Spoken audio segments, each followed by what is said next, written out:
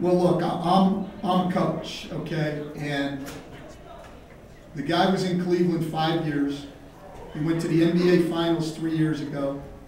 He was the coach of the year a year ago. He's had the best record in the league the last 2 years. So whether you agree with the firing or not, I think it is very fair to say that he got fired on the basis of 3 games, the last 3 games of this series. I think it would be very hard for anyone to argue. I believe I'm right on this.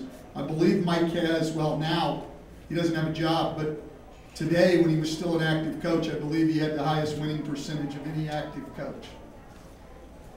I mean, I don't know how much more of a case you need to make for the guy.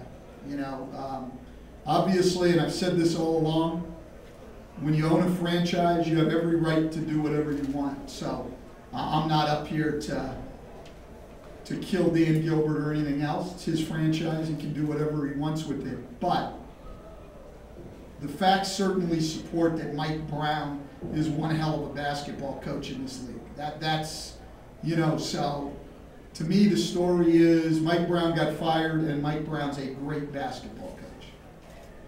Is that just a lesson to not losing the playoffs when you're supposed to? Is that the state of the NBA? Well, I mean, they lost to a very good team. I mean, look, again, franchises have every right to make whatever decisions they think they need to make for their team. So, again, I'm not arguing that right. I don't think that, you know, I think at least in Mike's case, not in some of the others, I don't think it didn't sound like Mike was undermined in the media all year by his organization. So they've got every right to make whatever decision. I'm just saying, you can't do a hell of a lot better than that. He didn't ever lose a first-round series. I mean, there's not many of us coaching in the league right now who've been more successful than Mike. Let me just say it that way. Stan, there's still talk that Dwight Howard needs to grow his offensive game. I just wonder if you think, you know, is there validity to that to you? And if so, you know, how you see him growing and how, you know, when you see him doing certain parts of that? I don't think there's a player in this league, particularly at 24 years old, that doesn't need some growth in their game. What I have questioned with a lot of the media and with a lot of the ex-players and coaches and everybody on TV, I don't dispute at all that he has room for improvement, as most guys do. What I can't understand is why the criticism of Dwight seems so much more harsh to me than some of the other players. I mean, in other words, he's gotten his team as far as LeBron's gotten his team. And yet the criticism of Dwight is so much more harsh than it is of LeBron, of Carmelo Anthony, who hasn't gotten his team as far as Dwight has, as a lot of other guys. I don't know why that is, other than to say that no matter how many times people will write and say and even believe that defense wins championships, players in this league are judged by their offense and their offense only.